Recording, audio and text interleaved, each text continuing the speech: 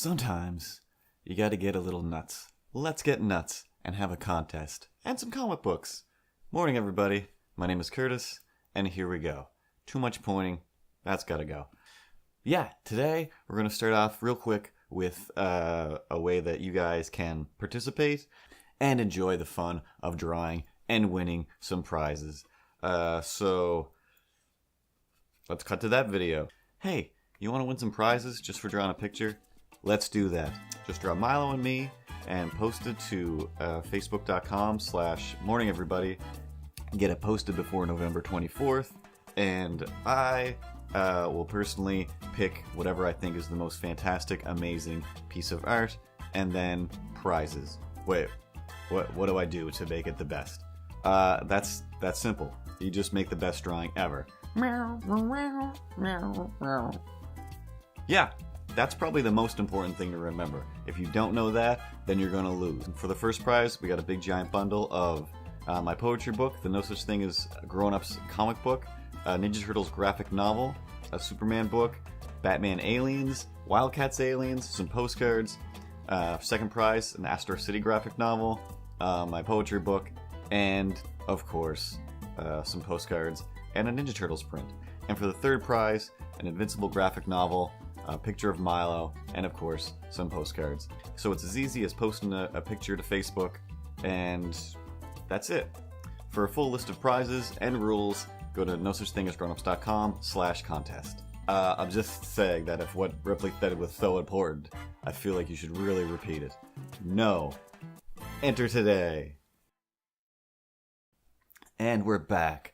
Alright, so some of the prizes, of course, in the drawing contest are comic books. Most of them are comic books, some nice graphic novels and whatnot.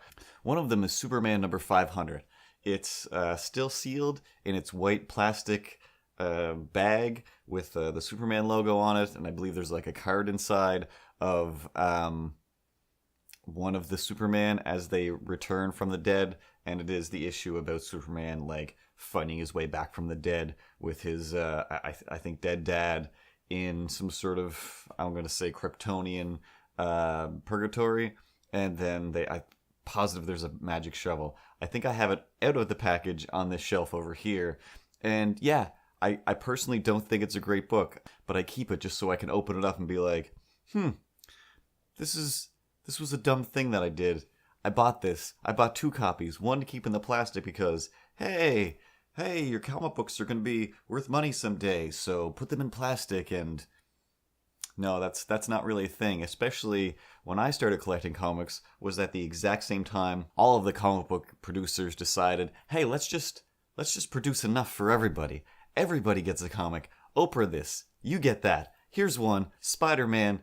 Hey, under your seats. And now we have things like Free Comic Book Day and so many things where it's kind of insane to be like, oh, I'm going to keep this and hold it forever, and it's going to be worth so much money. So, yay, I'm going to be rich with my Spider-Man $3.99. Like, that doesn't, no, nobody cares.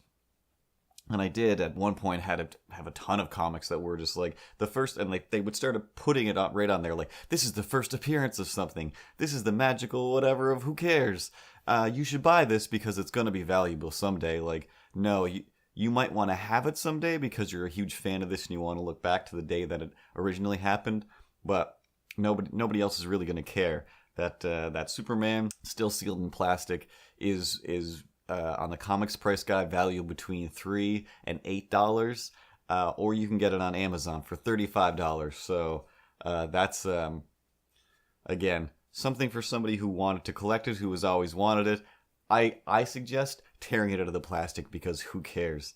Excellent, give it away. I've given away so many books because why not? Like they're there for the reading, and like I said, they're probably not going to be worth a whole lot unless you have something like magically old and original, like, you know, whatever, Fantastic Mystery or whatever, where Spider-Man shows up, or the Fantastic Four, whatever that is. I've done no research for this.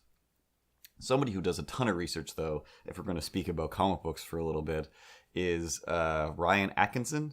Ryan Atkinson? Ryan Atkinson. Atkinson? Ryan Atkins. Diet. He knows how to pronounce his name. Ryan's got his own podcast called Comics Life. Nope, it's called Comics Films Life, because that's his life as comic and film. He asked me to come down and be on his podcast, but I've given myself way too many things to do this week. But I will go down, and I can't wait to be on, because they do extensively cover so many things, and they get very deep, and it's pretty interesting to hear all these weird little factoids about everything from film to comics to life. So, Ripley, once again, how was your week? All right, that's enough. Sounds great. Can we, instead of me going to Ryan, can you put him here? Can you do something with all of your science and gear back there? Maybe you've learned magic over the weekend?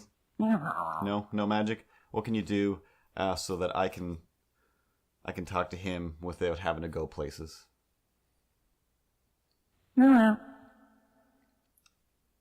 Sounds unlikely, but go ahead. All right, so Ripley has brought us Ryan with her science portal that she's got back there. She's always doing a bunch of crazy stuff. Again, you've heard her. She's full of wisdom and science. So we get to, I don't know, see what's deep down inside Ryan, and also promote his podcast a little bit. That's Comics, Films, Life.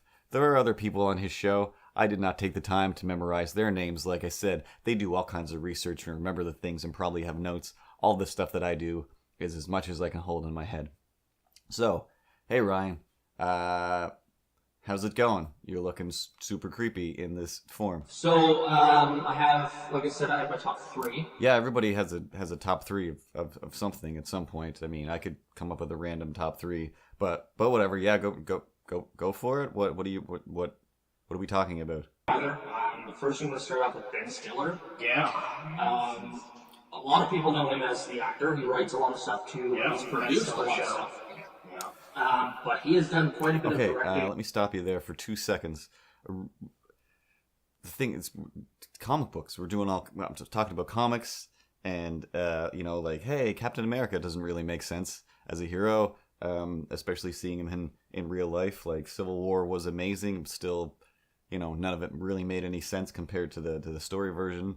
I came to love Captain America through the writing of Ed Brubaker, not so much the character himself, because when I read non-Ed Brubaker stuff, it's like, oh, what is he doing? Unless he's being sent on a specific military mission, he doesn't really make any sense. Like, Captain America, like, what's up? He made his directorial debut with Reality Bites. Yeah, Reality. I mean, I love Ben Stiller too. Like, I have no problems with Ben Stiller. I just thought that this is Ripley. Is this because of? All right, so science portals, they're glitchy at best. So we can only get his Ben Stiller thoughts. Either way, some pretty interesting stuff. Check out his show for a lot more things about all kinds of things. Like I said, I just happened to steal a little bit of Ryan's soul and have fun with it. But anything else, Ryan? He did both Zoolander films. One was pretty good, one was not so good. All right, cool. So that's been the Ben Stiller corner with Ryan, of course. I'm going to ask you to leave or float away or do however it is you're going to do things. I don't know. Should I talk to you or Ripley? Can you make this stop? Is this your department now? No. Wait, what? No, you can't. You can't go give Ryan a ride to the movie theater while we're in the middle of a thing. I'm going to sit here for what? That's going to take like 3 hours, 4 hours for you to get there, get him, take him there, and then come back? So I'll just sit here, watch the batteries run dry?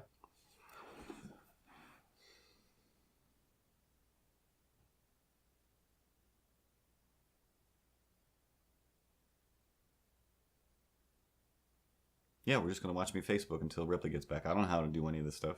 She's in charge. I don't know. There's bread on that cat's face.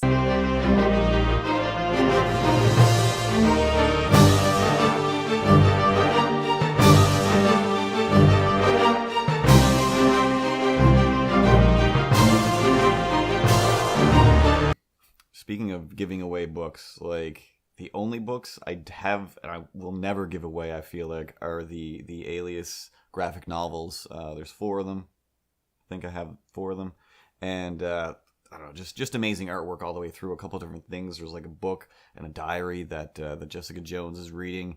To get clues. It's just a great story. If I'm gonna play Ryan Atkinson for a minute and recommend a book, it is the Alias story. I haven't watched Jessica Jones, the TV show from which it is based. What? That's based on? New comic is coming out now called Jessica Jones, I believe, which has her looking a little more like the Kristen Ritter. I think that's who it is from the show, who I also think is fantastic. But because it's I want to say Brian Michael Bendis, it's just great writing. I'm terrified to watch the show. I was even like, if there's a Jessica Jones now, then I don't know. What about like Luke Cage? What about Iron Fist? Because you can't say Luke Cage without saying Iron Fist. So how's this universe going to play out? And then next thing we know, it's like, oh, they're making them all so they can all cross over. Jessica Jones can still have a baby with Luke Cage. Ooh, spoiler alert. Or they won't. Who knows? I don't know. I just read the books.